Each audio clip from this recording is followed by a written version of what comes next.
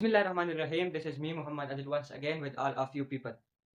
आज हम बात करेंगे फिज़िक्स की, बायोलॉजी या अदर साइंस की जो फ़ील्ड्स है, इसके साथ जो है फिज़िक्स की अहमियत क्या है? इसके अंदर फिज़िक्स कहाँ यूज़ हुआ है? कैसा यूज़ हुआ है?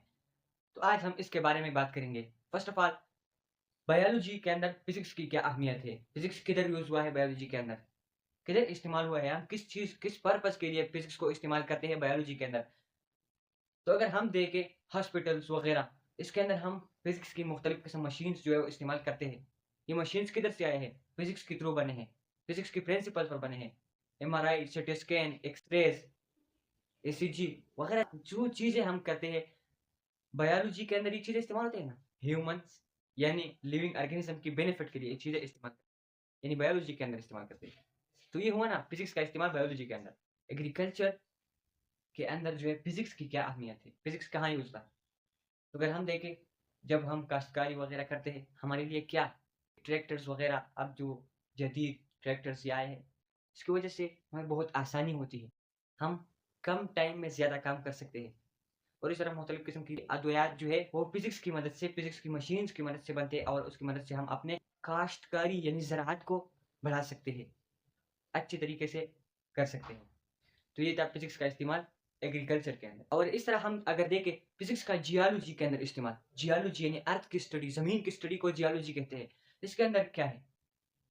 देखो, अगर एक जगह है, एक वीरान जगह है, मुख्तलिफ़ किस्म के साइंटिस्ट आते हैं, वो जगह टेस्ट करते हैं कि यहाँ जो है ये चीज़ें क्यों नहीं होती, ये ज़राअत क्यों नहीं होता, मुख्तलिफ़ किस्म की काश्तकारी क्यों नहीं की जाती। ऐसे चीज़ों के अंदर वो मशीनरी इस्तेमाल करते हैं। ज़मीन को टेस्ट करने के लिए क्या इस्तेमाल करते हैं?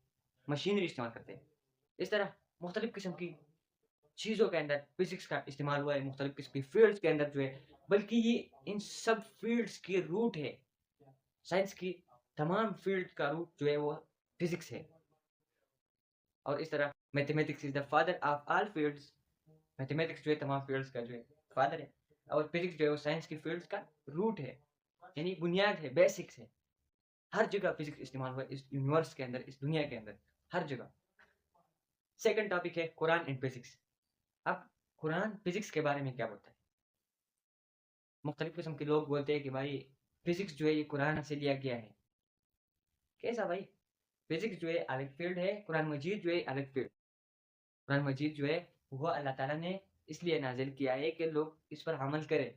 एक गाइडेंस है, ज़िंदगी गुज़ारने का एक तरीका है इसके अंदर, कुरान मजीद के अंदर। और फिज़िक्स जो है इसके अंदर क्या है? आप जब भी ज़िंदगी गुज़ारोगे तो आपको मुख्तलिफ़ किस्म के हर्डल्स, ये चीज़ आएगी, मुख्तलिफ़ किस्म की मुश्किलात आएगी। तो इसको सॉल्व करने के लिए, आसान करने के लिए, फैसिलिटीज़ बनाने के लिए फ़िज़िक्स है।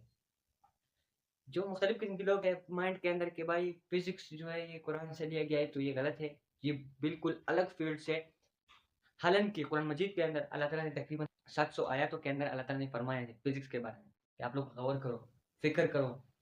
मैंने जो ये कायनात बनाया है इसके बारे में सोचो, कैसा बनाया है? इसमें कोई गलती है या नहीं है? ये सारे के सारे इसमें आए हैं। मगर हम लोग गौर फ़िक्र नहीं करते, हम सिर्फ़ देखते हैं कि भाई सवाब की नीयत से पढ़ो, तर्जुमे को क्या ज़रूरत है? नहीं, मेन थिंग इज़ दैट जब आप तर्जुमा करोगे तो आप समझ जाओगे कि इसके अंदर है क्या? चलो एक एग्ज़ाम्पल से समझाने की कोशिश करता हूँ। एक चाइनीज़ फ्रेंड है आपका फ्रेंड, एक चाइनीज़ फ्रेंड है आपका। वो आपको चाइना से एक लेटर भेजता है। एक अच्छा फ्रेंड है आपका, एक बॉसम फ्रेंड है यानी जिगरी दोस्त है आपका।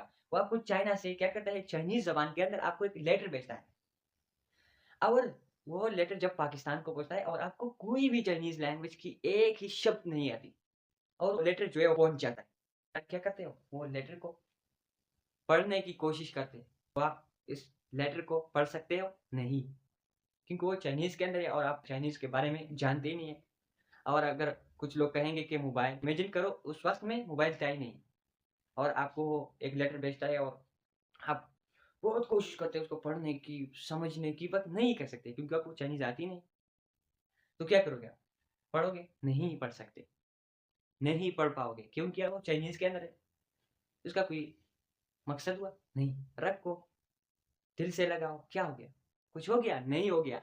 तो इस तरह ये कुरान करीम है, ये अल्लाह ताला की तरफ से एक गाइडेंस है, एक रास्ता है ज़िंदगी गुज़ारने का। अगर हम इसको समझने की कोशिश नहीं करेंगे, समझते नहीं है, ऐसा ही पढ़ो ना।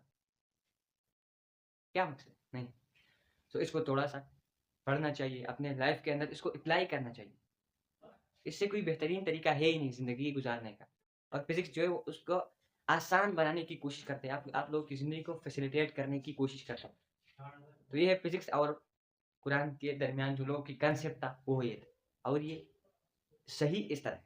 अल्लाह ताला ने एक आयत के अंदर फरमाया है कि आप लोग गौर करो, फ़िक्र करो कि मैंने जो दुनिया बनाई है, जो दुनिया, जो यूनिवर्स मैंने बनाया है, इसके अंदर आप लोगों को कोई गलती नज़र आती है? आप लोग इस दुनिया के अंदर जो चीज़ें मैंने बनाई है इससे फ़ायदा उठाओ।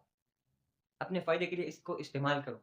मगर बदकिस्मती से दूसरे लोगों ने, ब्रिटिशर्स ने वो काम अप्लाई किया है अपनी ज़िंदगी के अंदर, वो सक्सेसफुल है और हमने पीछे छोड़ दिया है।